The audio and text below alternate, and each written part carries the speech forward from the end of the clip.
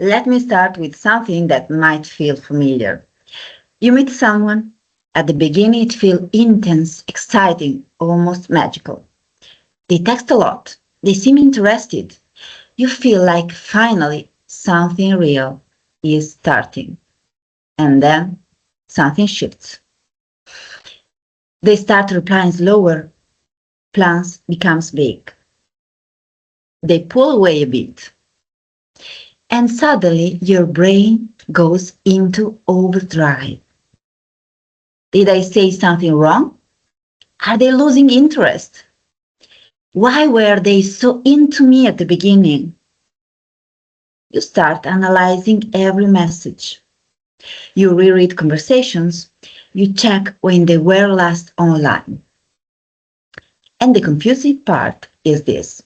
Sometimes they still seem interested. They come back. They act sweet again. They pull you close. And then they disappear emotionally again. If these patterns feel familiar, there's a good chance you're dealing with someone who has avoidant attachment. And if you have an anxious attachment style, this dynamic can feel incredibly intense. Because what your nervous system wants most is closeness and reassurance. But what they unconsciously do is create distance whenever things start feeling too close. So in this video, we're going to talk about 5 very specific signs someone is avoidant. Not in a theoretical way, but in the real life behaviors people with anxious attachment constantly talk about online. The confusing testing, the emotional walls, the feeling that you're always chasing something that was there at the beginning. And most importantly, will help you understand why this dynamic feels so addictive and painful at the same time. So let's start with the first sign. Sign number 1, they are very intense at the beginning and then suddenly distant. This is something we hear all the time. People say things like, at the start, they were the one chasing me. They texted good morning every day. They talked about the future. And then a few weeks or a few months later, it feels like a completely different person.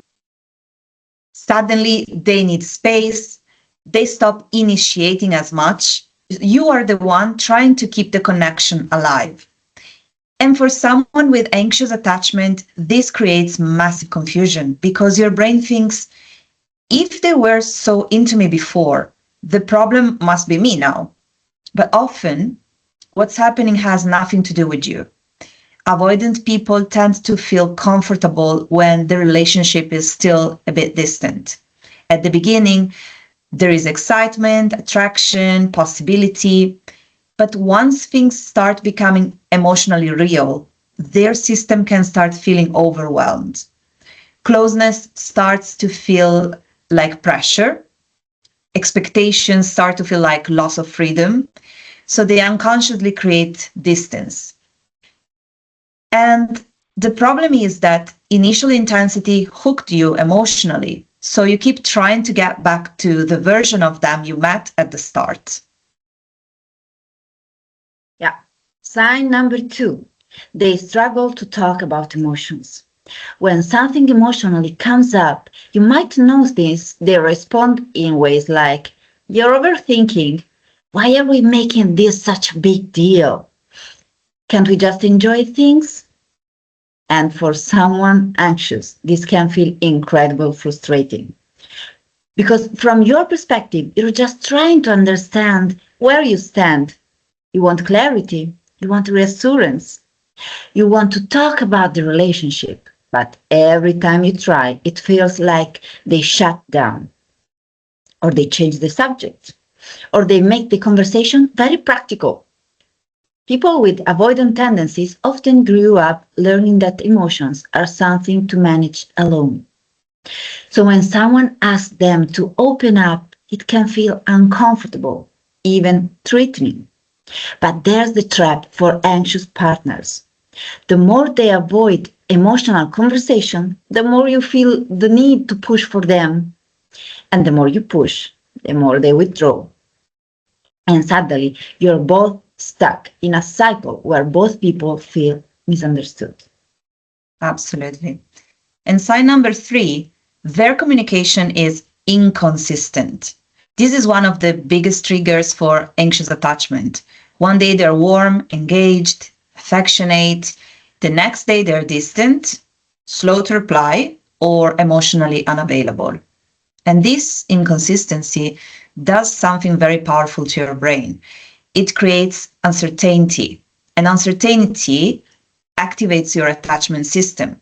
You start asking yourself questions like, why? Why were they so sweet yesterday? Do I did something today? Are they pulling away? You might start checking your phone constantly. You reread messages, trying to interpret tone. You try to send the perfect text so they don't lose interest. And here's the thing, this pattern isn't random. Avoidant people often feel comfortable connecting in small doses. They move closer and then they need distance to regulate themselves. But from the anxious perspective, it feels like emotional devastation. One moment you're safe, and the next moment you're afraid you're losing them. Sign number 4, they value independence to an extreme. Now, independence in a relationship is healthy. Everyone needs their own space. But with avoidant patterns, it can become something different. You might hear things like, you just need a lot of a space. I don't want anything too serious. Relationships shouldn't feel like obligations. And again, for someone anxious, this creates anxiety because closeness feels like security. Connection feels like stability. But avoidant partners sometimes interpret closeness as a loss of autonomy. So when the relationship starts becoming more emotionally significant, they instinctively create more distance. They might focus more on work, on hobbies, on friends, on anything that restores a sense of independence. And the anxious partner often interpreted this as rejection.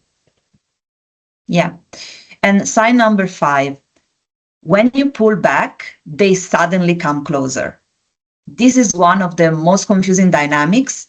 You might notice that when you stop chasing, when you stop texting first, when you start to detach emotionally a bit, suddenly they reappear.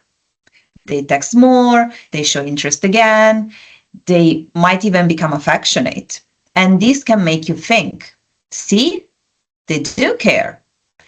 But what's often happening is that when the pressure of closeness disappears, the avoidant nervous system relaxes.